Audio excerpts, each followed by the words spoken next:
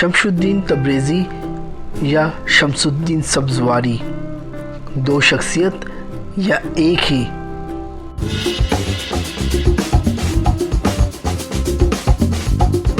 پہلی شخصیت حضرت شمس الدین تبریزی رحمۃ اللہ علیہ ہیں، جو حضرت مولانا روم رحمۃ اللہ علیہ کے استاد گرامی ہیں۔ دوسرے شخص شمس الدین تبریزی یا شمس الدین سبزواری ہیں، جن کا مزار ملتان میں ہے۔ جبکہ ایک اور شخصیت ہے جن کا نام شمس الدین عراقی ہے، جن کا روضہ کشمیر میں ہے۔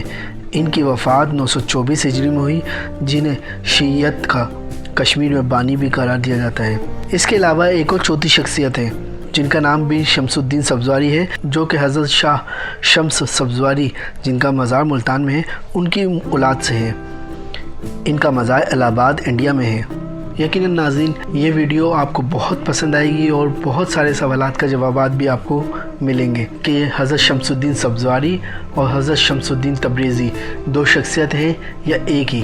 اس لیے اس ویڈیو کو آخر تک ضرور دیکھیں۔ اگر آپ نے ابھی تک ہمارے چینل کو سبسکرائب نہیں کیا تو پلیز ہمارے چینل کو سبسکرائب کر دیں، لائک اور شیئر کر دیں۔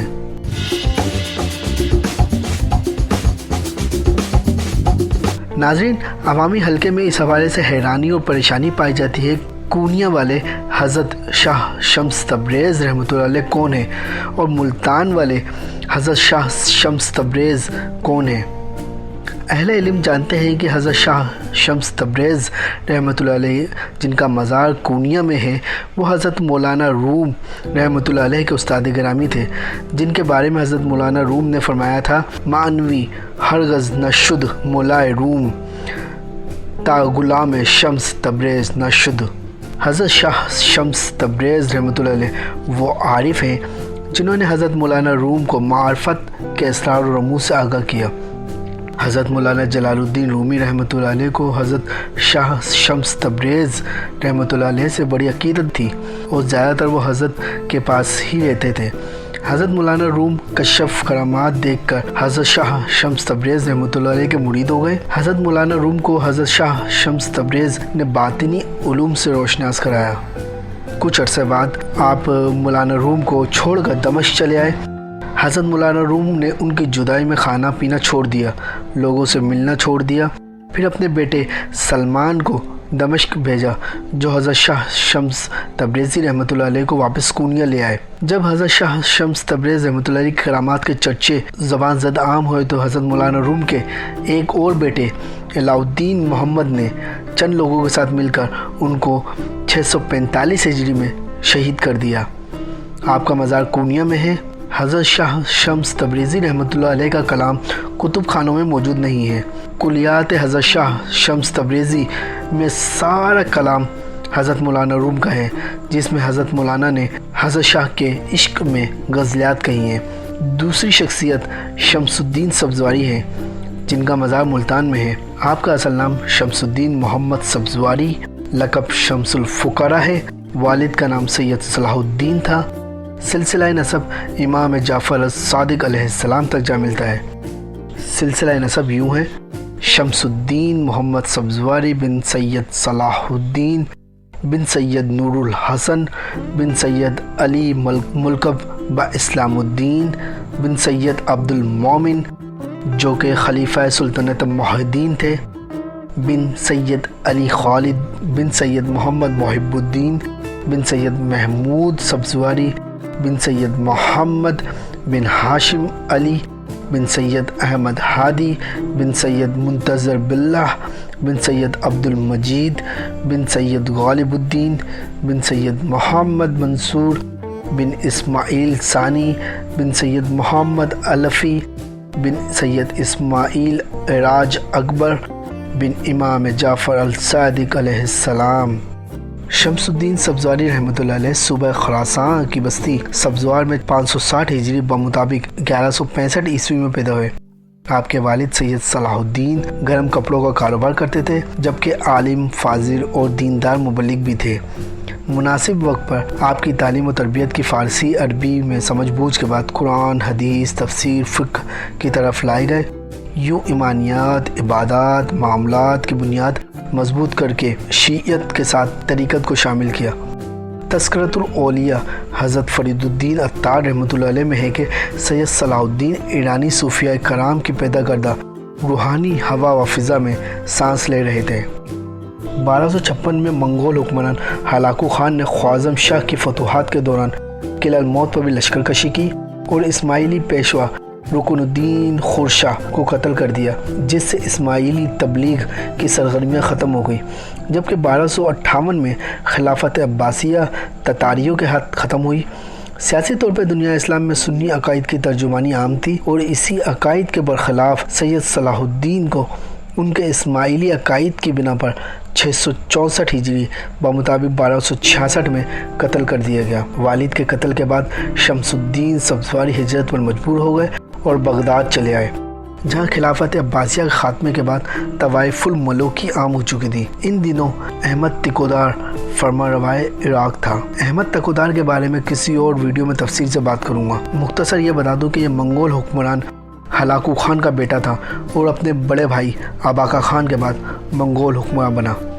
बगदाद में उलमाए वक्त को आपके इस्माइली अकायद से इख्तलाफात हो गए। चुनांचा उलमाए वक्त के इस इख्तलाफात के पेश नज़र अहमद तिकोदार शाह इराक ने शाही हुक्म के तहत इन्हें शहर बदर कर दिया। बगदाद के बाद काज़मीन चले आए और कुछ अर्सा क़याम करके हिंदुस्तान की सरहद से दाखिल होते हुए 664 के इख्तिताम बमुताबिक 1266 हिजरी में मुल्तान पहुँचे। मुल्तान में इस्माइलियों का इक़्तिदार कई बरस तक रहा। अगरचे जिन दिनों शमसुद्दीन सब्ज़वारी मुल्तान आए तब तक इस्माइली हुकूमत ख़त्म हो चुकी थी, लेकिन फिर भी एतकादी कशिश यहाँ बाकी थी। आपकी कोशिश से किसी हद तक इस्माइली रसूम और हिंदू अकायद में हम आहंगी के बायस कई हिंदू घराने मुसलमान हो गए, जिनको शमसी कहा जाने लगा। ये लोग 20वीं सदी के आगाज़ तक अपने हिंदुआना नामों और रसूम के साथ शमसी मुसलमान समझे जाते थे। सैयद शमसुद्दीन सब्ज़वार जब मुल्तान में वारिद हुए, मुताख़रीन तज़किरा निगारों ने हिकायत औलिया सुनाई। कहते हैं कि हज़रत बहाउद्दीन ज़िक्रिया मुल्तानी रहमतुल्लाह अलैह ने आपकी खबर पाई तो दूध का प्याला लबालब भेजा। मतलब ये था कि यहाँ अहले अल्लाह की भीड़ भाड़ है, तुम्हारी गुंजाइश नहीं है। शाह शमसुद्दीन रहमतुल्लाह अलैह ने दूध के प्याले पर गुलाब का फूल तेरा दिया और अपनी गुंजाइश का जवाज़ भी बताया। हज़रत बहाउद्दीन ज़िक्रिया मुल्तानी रहमतुल्लाह अलैह के पोते से शाह शम्स के गहरे तर रवाबित थे। उनको खिताब रुकनुद्दीन वल आलम आपका ही अता करदा है, जो बाद अज़ा हज़रत शाह रुकन आलम बन गया। तज़किरा निगारों ने हिकायत औलिया में एक और इजाफ़ा किया है कि सैयद शमसुद्दीन ने जल्लादों को अपनी खाल उतार कर दे दी। अब कोई इन्हें अपने पास फटकने नहीं देता था। भूख ने सताया तो लबे दरिया आए, मछलियाँ उभरने लगी। एक मछली पकड़ी मगर मुल्तानियों ने इसे भूनने से इनकार कर दिया। आपने सूरज को हुक्म दिया, सूरज सवा नेज़े पर उतर आया और मछली भून गई, जिसे आपने तनावुल फरमाया। इसी वजह से मुल्तानी आपको तपरेज़ यानी गर्मी देने वाला कहने लगे। बाद में तपरेज़, ततरेज़, तबरेज़ और फिर तबरेज़ हुआ। यूँ शमसुद्दीन सब्ज़वारी शम्स तबरेज़ी हो गए। मुल्तान की शदीद गर्मी इसी वजह से है, वरना कहते हैं मुल्तान की आबो हवा खुशगवार और मोतदल थी। आपके मज़ार के सह दरी की पेशानी पर आइमा अहले बैत के इसमें गिरामी लिखे हुए हैं। बोर्ड पर लिखा है करबला दरबार शाह शम्स तबरेज़। मज़ार शरीफ के चबूतरे पर एक छोटा सा दरवाज़ा है। बोर्ड पर लिखा है शमसुद्दीन वली सब्ज़वारी, जबकि मज़ार शरीफ के अंदर लिखा हुआ है शाह शम्स तबरेज़। यह तज़ाद आवाम के लिए परेशानी का बाइस बनता है। बाज़ मौरख़ीन ने इसी वजह से शमसुद्दीन सब्ज़वारी को ही शमसुद्दीन तबरेज़ी माना है। जैसे कि तारीख़ अनवारुल सादात अल मारूफ़ गुलस्तान फ़ातिमा में लिखा है, मखदूम सैयद शमसुद्दीन तबरेज़ी की विलादत माह शबान बरोज़ जुम्मा 560 हिजरी में शहर सब्ज़वार में हुई। इल्म व फ़दल व तक़वा व तहारत में बेअदील साहिब करामत हुए। जब आप अपने वालिद हज़रत सैयद सलाहुद्दीन रहमतुल्लाह अलैह के हमरा कश्मीर व तिब्बत बग़र्ज़ दावत इस्लाम तशरीफ़ ले गए तो वहाँ शमसुद्दीन इराकी के राय, और जब अरसा तक तबरेज़ में मुक़ीम रहे तो तबरेज़ी के राय। 675 हिजरी में वफ़ात पाई। मज़ार मुल्तान में है।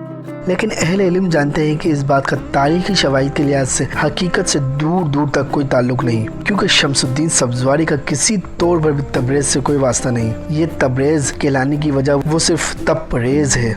جو بعد میں تبریز ہو گیا، جبکہ حضرت شمس تبریزی رحمۃ اللہ حضرت مولانا روم کے استاد تھے، جن کا مزار کونیا میں آج بھی موجود ہے۔ سید شمس الدین سبزواری رحمۃ اللہ علیہ نے 11 سال ملتان میں تبلیغ کی اور 674 ہجری بمطابق 1276 عیسوی کو ملتان میں وفات پائی۔ حجرے کے قریب سپرد خاک کیا گیا۔ قبر پر مقبرہ آپ کے پوتے صدر الدین نے تعمیر کرایا۔ سیٹھ مہر الدین نے عالی شان مقبرہ تعمیر کرایا۔ رنجیت سنگھ کے دور میں سکھ گورنر ساون مل نے مسجد اور مقبرہ مسلمانوں سے چھین کر گردوارہ بنا دیا۔ مسجد گرنتھی کی جائے رہائش تھی۔ رنجیت سنگھ کے مرنے کے بعد مقبرہ بدستور گردوارہ رہا۔ ان سارے سکھا شاہی دور میں ملتان میں اذان سنائی نہیں دی۔ نماز پنجگانہ، نماز عیدین پر مکمل طور پر پابندی تھی۔ انگریزوں کے ملتان پر قبضے کے بعد 1850 عیسوی میں مقبرہ اور مسجد مسلمانوں کو دے دی گئی۔ آپ کے صرف ایک ہی فرزند صاحب اولاد ہوئے، جن کا نام نصر الدین ہے، جو لاہور میں مدفن ہے۔ ان کی اولاد میں کبیر الدین کا مدفن اوچھ شریف میں ہے اور صدر الدین ملتان میں۔ ان کی اولاد سے سید عالم الہب پیدا ہوئے، جن کو پیار سے جتو شاہ کہتے ہیں، اور ان کی قبر شاہ شمس کے برابر ہی ہے۔ ناظرین، اسی طرح تیسری شخصیت شمس الدین عراقی کی ہے، جن کا مدفن کشمیر میں ہے۔ آپ کشمیر میں شیعیت کے بانی سمجھے جاتے ہیں، جبکہ ایک روایت کے مطابق صوفی سلسلہ امامیہ نور بخشیہ کے آپ سرخیل تھے، مگر حقیقت کچھ اور ہی ہے۔ ان کے حوالے سے تفصیلی ویڈیو انشاءاللہ بہت جلد آپ کے سامنے پیش کی جائے گی۔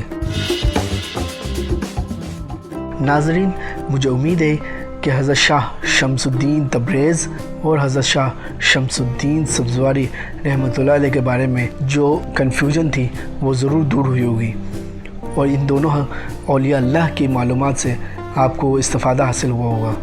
اگر آپ کو یہ ویڈیو بھی اچھی لگی ہو تو اپنی آراء کا ضرور اظہار فرمائیے گا، لائک، شیئر اور ہمارے چینل کو سبسکرائب کرنا بالکل نہ بھولیے گا۔ اپنے میزبان ذیشان یاسین تاجی کو اجازت دیجیے اس اپنے پن کے ساتھ کہ اپنا اور اپنے گھر والوں کا بہت خیال رکھیں گے، اور بہت جلد تیسری شخصیت حضرت شمس الدین عراقی پر آپ کو تفصیلی ویڈیو شیئر کریں گے۔ بہت شکریہ۔ السلام علیکم ورحمۃ اللہ وبرکاتہ۔